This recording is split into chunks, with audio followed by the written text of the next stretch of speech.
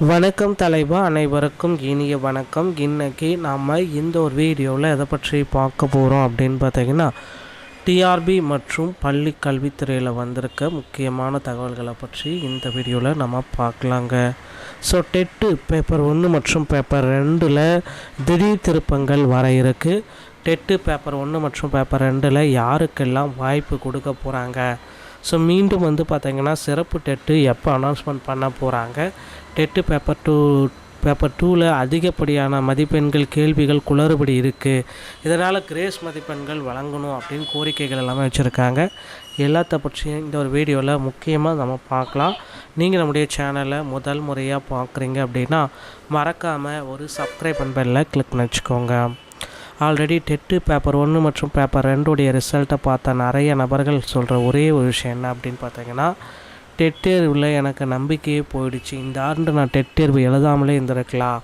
So வினாத்தாள் எழுதின்னு எல்லோரும் சொல்லிகிட்ருக்காங்க, ஆனால் உண்மையாகவே வினாத்தாள் கடினம் அப்படின்ட்டு குறிப்பாக சொல்லியிருக்காங்க.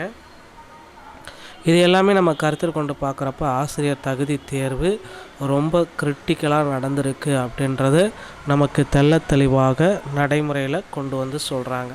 ஸோ கிட்டத்தட்ட நிறைய பீப்புள்ஸ் என்ன சொல்கிறாங்க அப்படின்னு பார்த்தீங்கன்னா, இந்த ஆசிரியர் தகுதி தேர்வில் போனஸ் மதிப்பெண்களை கொடுக்கணும், ஸோ கிரேஸ் மதிப்பெண்களை வழங்கணும், அட்லீஸ்ட் ஒரு 5 மதிப்பெண்களாவது கிரேஸ் மதிப்பெண்கள் நீங்கள் கொடுக்கணும்.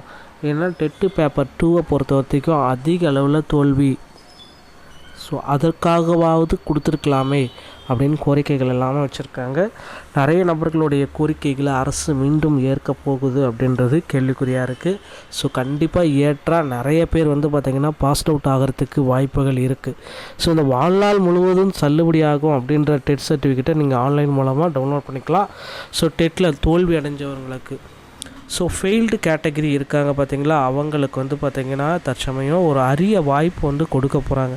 ஸோ உடனடியாக நீங்கள் டெட்டில் ஃபெயில் ஆகிட்டீங்க அப்படின்னா உடனடியாக உங்களுக்கு சிறப்பு டெட்டு எஸ்டெட் பார்த்திங்கன்னா அறிவிக்க போகிறாங்க. இந்த சிறப்பு டெட்டோடைய அனௌன்ஸ்மெண்ட் எல்லாமே இந்த பிப்ரவரி எண்டுக்குள்ளார இருந்துடும்.